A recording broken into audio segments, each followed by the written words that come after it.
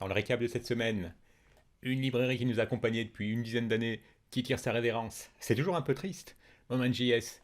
Et nous allons voir quel est le successeur qu'elle désigne. Un petit plugin qui vous permettra de facilement intégrer du code dans votre blog par exemple, et d'interagir avec, comme vous pouvez voir, qui prend en compte en plus même les choses que vos utilisateurs taperont. L'importance d'utiliser d'autres librairies, pas uniquement Express, comme vous pouvez le voir dans cette offre d'emploi, qui lui cite notamment Koa. Et enfin, une petite série très sympa dédiée aux jeux vidéo. Allez, on voit ça tout de suite. Bienvenue sur Code Concept, la chaîne qui booste votre progression en JavaScript front, back et full stack. Abonnez-vous pour être sûr de ne rater aucune vidéo. Donc c'est triste, cette semaine on a été marqué par enfin la sortie de Vue dans sa version 3 finale. Eh bien bon, je vous laisse regarder à gauche à droite, je ne sais jamais, la vidéo dédiée à ça. Là on ne reviendra pas dessus. Ce qui est triste cette semaine, c'est que pendant qu'une librairie longtemps attendue arrive, une autre qu'on a longtemps utilisée tire sa révérence, et c'est Moment.js. Quand il était question de date, ça peut rapidement devenir cauchemardesque. En JavaScript, eh ben, on a souvent eu recours à des librairies comme Moment.js.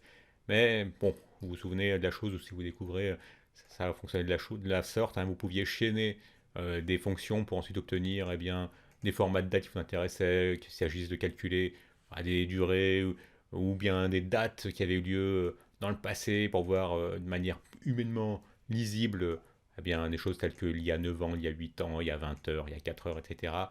Ou des dates sous forme de calendrier, etc. Bon, il y avait énormément de fonctions, sans oublier toute la partie traduction qui vous permettait de disposer de Moment.js dans la langue de votre choix. Quand vous voyez la masse de l'Ankia, en général, vous trouviez votre bonheur. Pourquoi Moment.js tire sa révérence? Eh bien, tout simplement parce que Moment.js a souvent été attaqué pour sa taille. C'est notamment quand vous utilisez des langues pour traduire les dates, les durées, etc., les intervalles dans votre langue, ça commence à peser assez lourd. Et l'autre chose, c'est que les dates, les objets fournis par Moment.js sont mutables. Et ça, c'est bon, c'est un gros défaut.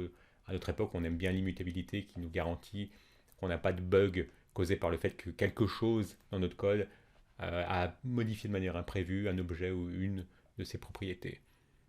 Donc voilà, et c'était notamment date FNS ou date functions qui attaquaient souvent euh, Moment.js là-dessus. D'ailleurs, vous pouvez bien remarquer ici qu'ils se vantaient eux d'être immutable et pure, d'avoir des pure functions. Et bien voilà, donc Moment.js tire sa révérence puisqu'elle considère que c'est triste la façon dont c'est tourné, ce qu'il vous dit. Est-ce que vous considériez utiliser Moment dans un de vos projets? Peut-être qu'il y a des alternatives modernes, meilleures tout simplement. Et pour plus de détails, voilà, il vous invitait à aller voir le project status. Et voilà, il vous explique pourquoi, est-ce qu'ils tirent leur révérence finalement. S'ils avaient voulu corriger les défauts qu'ils ont, il aurait fallu faire une réécriture qui aurait cassé la compatibilité avec beaucoup d'autres projets qui utilisent Moment.js, donc ils ont préféré laisser tomber et passer la main à Luxon. Voilà, bon, je ne connaissais pas, mais on voit que c'est une façon assez moderne de faire. Vous pouvez chaîner des fonctions jusqu'à obtenir ensuite la date qui vous intéressait. Donc voilà, au revoir Moment.js. Bon, même si, regardez, ça reste encore une librairie extrêmement téléchargée, plus de 14 millions de fois par semaine, et on voit bien qu'il y a une tendance haussière, comme on dirait, en bourse. Ensuite, la petite librairie sympa, le petit plugin plutôt sympa que je voulais vous montrer, c'était Clips ou Clips, et qui vous permet d'ajouter du code, par exemple à votre blog, qu'il s'agisse de code qui serait en JavaScript, en Clojure, en Schema Ruby, en Python, et même davantage. La chose est simple, il vous suffit d'ajouter une CSS, puis d'ajouter, il y a une troisième étape, enfin bien l'ajouter avant l'import de cette librairie.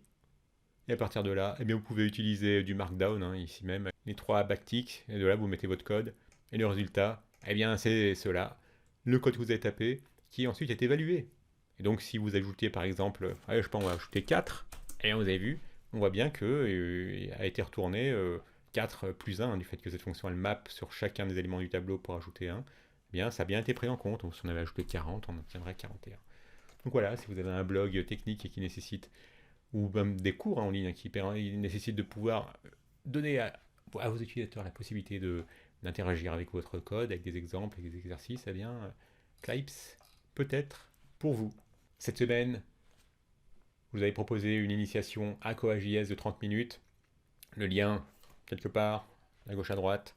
Et en description, c'est clair que connaître Express quand vous faites du web et que vous avez besoin de faire un back-end Node basé sur Node, bon, Express est incontournable, mais vous savez, on a pu voir que Koa, hein, qui a été écrit par la même équipe qu'Express pour corriger les défauts d'Express, eh bien, se retrouve cité dans des offres d'emploi. Je cherchais des offres d'emploi euh, en télétravail.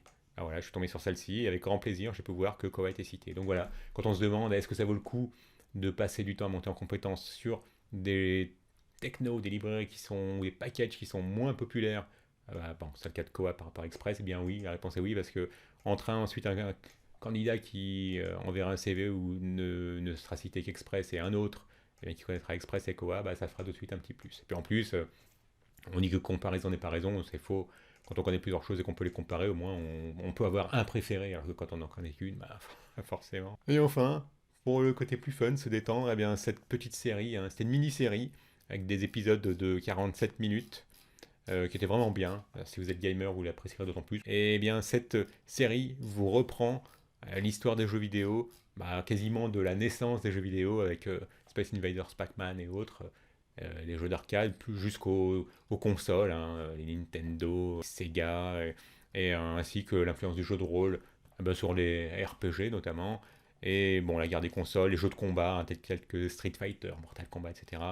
Et puis tout ce qui était, bah, pour ceux qui ont connu, une petite séance nostalgie avec Wolfenstein, avec Doom, un jeu qui avait défrayé la chronique à l'époque, et tout ce qu'ils ont ensuite amené comme évolution, hein, pour avoir des jeux des FPS notamment contemporains, hein, bah, ça n'aurait pas été possible sans Doom, sans Wolfenstein.